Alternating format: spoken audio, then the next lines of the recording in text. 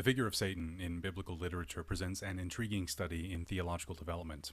While modern readers often assume a straightforward identification between the serpent of Eden, Satan in Job, and the devil in the New Testament, the reality is more nuanced but ultimately coherent. The original supernatural rebel appears in Genesis 3 as the serpent, though notably this figure is never explicitly called Satan within the Hebrew Bible. This initial rebellion had a catastrophic consequence, the introduction of death into creation and humanity's estrangement from God. The rebel's punishment was significant, cast down to become the ruler of the underworld, literally placed beneath even the animals he once sought to rise above. The term Satan first appears prominently in the book of Job, but with a crucial linguistic detail.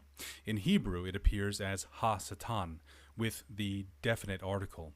Hebrew, like English, doesn't typically use definite articles before proper names. We don't say the John or the Mary. This indicates that in Job, Satan functions as a title meaning the accuser or the adversary, rather than a proper name. During the Second Temple period between the Old and New Testament, Jewish theological understanding developed significantly.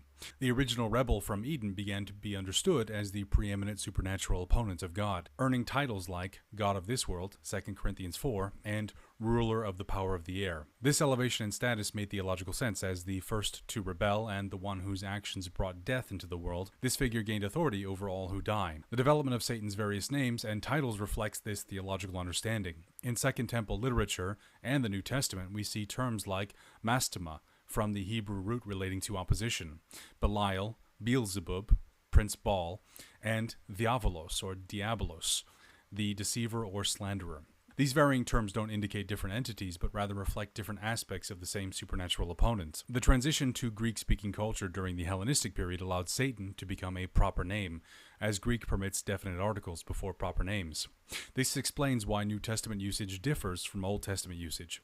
It's a linguistic rather than a theological difference. The cohesive identity of Satan across Scripture becomes clear when we understand that biblical authors weren't bound to use identical terminology when referring to the same being. The supernatural rebel of Genesis 3, while never explicitly called Satan in the Old Testament, is understood as the same entity who appears as the adversary in Job and later as the tempter of Jesus, the, quote, God of this world, who holds the power of death. This understanding isn't a contradiction or later invention, but a progressive revelation of the character and role of God's primary supernatural opponent.